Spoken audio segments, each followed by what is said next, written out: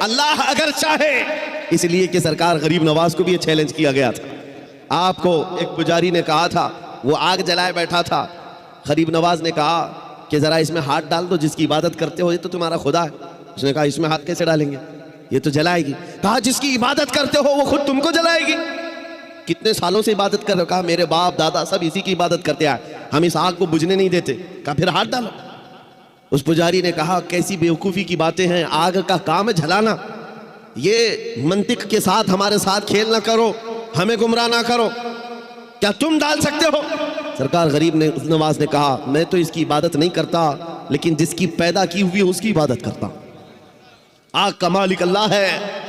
تو اس نے کہا تو چلو ٹھیک ہے، تم ہی ڈال دو، تم ہی ڈال دو۔ سرکار غریب نواز نے ہاتھ نہیں ڈالا، بہت بڑی آگ لگی ہوئی تھی، بڑی آگ ہے جس کی پوجا ہو رہی تھی۔ اس پنڈت کی گود میں ایک چھوٹا سا بچہ تھا، سال بھر کا، 1.5 سال کا۔ اس کی گود سے بچے کو لے لیا اور آگ میں چلے گئے، اندر چلے گئے۔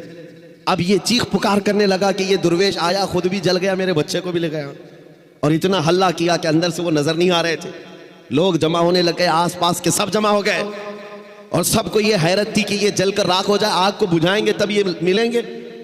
کافی دیر ہو گئی، مجمع جب اکٹھا ہوا، کئی پجاری آئے، سرکار غریب نواز اپنا دامن جھاڑتے ہوئے آگ سے باہر تشریف لا رہے ہیں۔ بچہ بھی گود میں موجود ہے، صحیح سلامت ہے۔ اس نے چھین کر کے اپنے بچے کو لیا، جگہ جگہ پکڑ کر دیکھا، پیشانی بھی ٹھنڈی ہے، کپڑے بھی ٹھنڈے ہیں، کوئی گرمی کا اثر نہیں ہے۔ میرے عزیز و غریب نواز تو اللہ کے ولی ہیں، انہیں آگ نہیں جلائی۔ بات تو سمجھ میں آتی، بچہ پجاری کا تھا، یہ کیوں نہیں جلا؟ مفسرین کہتے ہیں، تاریخ دان کہتے ہیں، دیکھنا یہ ہے ہاتھ میں کس کے تھا بچہ۔ اسی لیے ہم کہتے ہیں خواجہ کا دامن، غوث کا دامن، ارے جہاں ہاتھ لگ جائے اس پر آگ نہیں لگتی۔